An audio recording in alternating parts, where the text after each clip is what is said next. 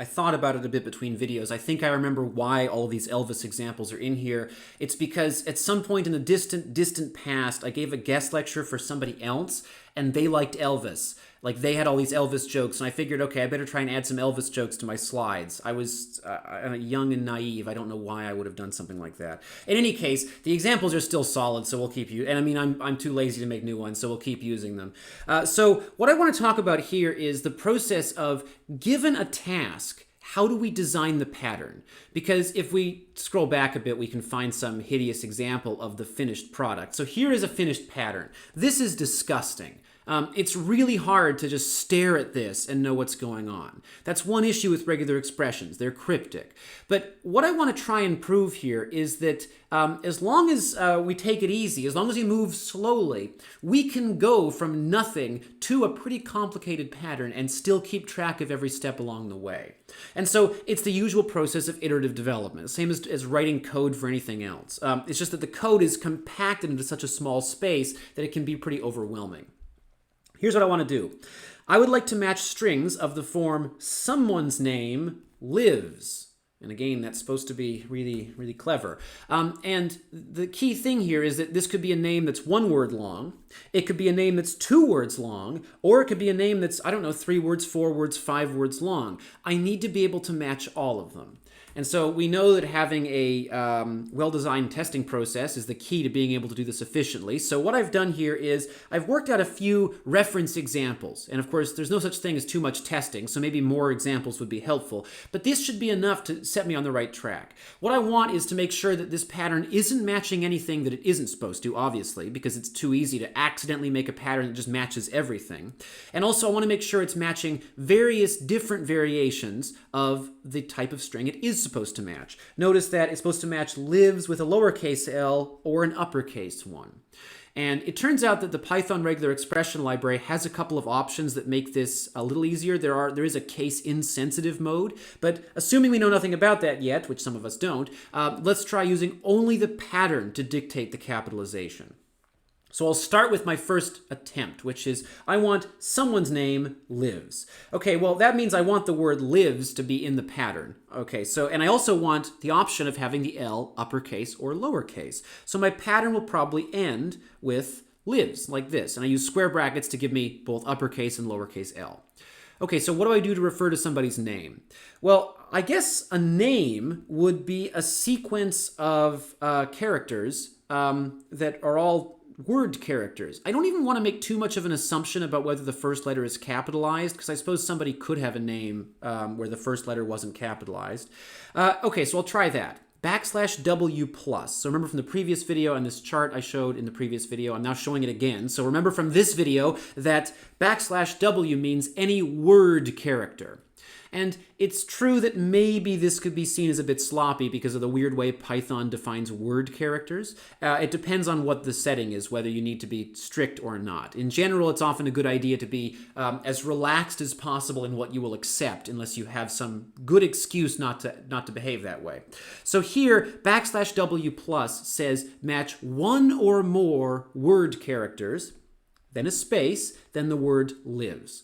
And we can see we've got problems with this. So this is correct.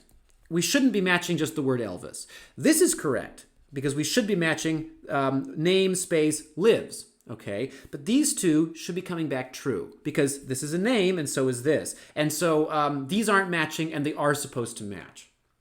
So let's try refining it. What's the problem here? I think the problem is that we're only looking for 1 word space lives. So we get this one, but we don't get this one because there are 2 words. There is a space between them, and that's why it's not picking this up as one continuous set of \W word characters. So, okay, what should I do? Well, let's just see what happens if I match more than 1 word. The slides are now actually pointing out what I said a minute ago, which is if we care about a more strict way of referring to word characters, we could use something like this. We could also use something like this if we care about the name being capitalized. So if I use \W plus, that only gives me 1 word. I want the ability to match multiple words, then the word lives. So I'll try 2 of those, basically. Okay, \W plus, a space, \W plus, and then a space, and then lives. And maybe you can see the obvious problem with this, which is that, okay, great, now we can match 2 words, but we can't match the 1 word case, and we can't match the 3 word case. So that doesn't really change anything. It just moves our problem around a bit. And we could move it even further. We could match 3 words, and then we lose the 2 other cases. So none of these solutions are really helping that much. Like, they're moving the problem around, but they're not actually getting us any closer to a solution. But if I try all of these variations and I look at the similarities, what I notice is, okay, I want the pattern to work if I have one of these \w plus terms. I want the pattern to work if I have 2 of them. And I want the pattern to work if I have 3 of them. But I don't want to force there to be any particular number. In other words, what I want is as many \w plus followed by a space terms as there are. So whether that be, I guess I need at least 1 of them, but there could be 10 of them. I just want to keep repeating \w plus and then a space. And I don't want to affix any particular quantifier to that. I don't want to say there has to be 10 of them or 3 of them or 1 of them. And so maybe what I want to do is I want to quantify this entire sub-expression. I want to say, give me at least 1 of those, but take as many more as you need. And so in this case, I would try using grouping. I would use parentheses to group together \w plus, that would be 1 or more word characters, followed by a space, and then take that whole packet and repeat it as many times as you need to, but at least once. Because, and you can try this yourself, if you had a star at the end here instead of a plus, it would just match the word lives by itself. It wouldn't ensure that there's at least one name beforehand. So what I did there is an example of that sort of iterative process. I start with a pattern that doesn't work, and I don't worry too much about that, but once I have a broken pattern, I might be able to do something to make it slightly better, or make some observations that allow me to package things up into a sub-expression like this. So first I should point out that, there's only so many tests I can fit on a slide, but in practice, I probably want to do quite a bit more testing for this, especially on cases where I don't want it to match. I only have one example here where I don't want it to match. I should probably verify that other examples that aren't supposed to match actually don't match. It's also true that, as I said, \w isn't appropriate for all cases. You might want to use a more specific definition of what constitutes a word character. Okay, what else? So again, Halloween-themed example. Sorry about that. Still a good example, though. What I want to do here is I want to match either the phrase name is dead or name is undead. Again, very seasonal, very topical. It worked great if this were a month ago. Here, this is almost the same as the previous problem. I want to match a name, so that's something we already worked out, a sequence of these \w plus terms, a name followed by either the phrase is dead or the phrase is undead. Okay, and so I can start with what I have from the previous example, right? We already know that, so we will start with this thing. That part's done for us. But what do we do about this is dead versus is undead? And there actually are quite a few options for this. So, okay, where's our problem? It's down here. I want to be able to match the is undead case.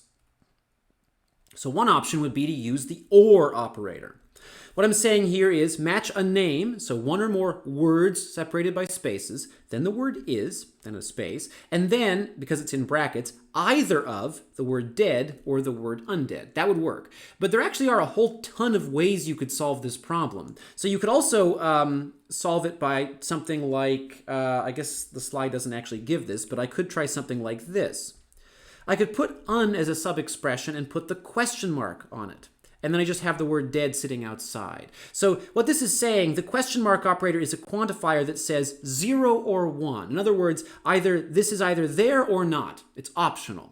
And what this will do then is it would allow me to match un if it does appear as a prefix, or just nothing if un doesn't appear. That's another way of doing this. And like any other programming context, there are lots of different solution methods that can work. There's a smaller gamut of possibilities than there would be with just writing Python code to do this, certainly. But there are lots of ways of solving the problem. The reason I think that this, at least to me, is more aesthetically pleasing is that it makes it more clear to somebody reading the pattern that I'm looking for one of 2 discrete different words. If I put un as a prefix, it might be less obvious what I'm really trying to get at with a pattern like this. Okay, so next up we have to talk a little bit about Python string syntax before we can head into examples where the patterns get even more cryptic.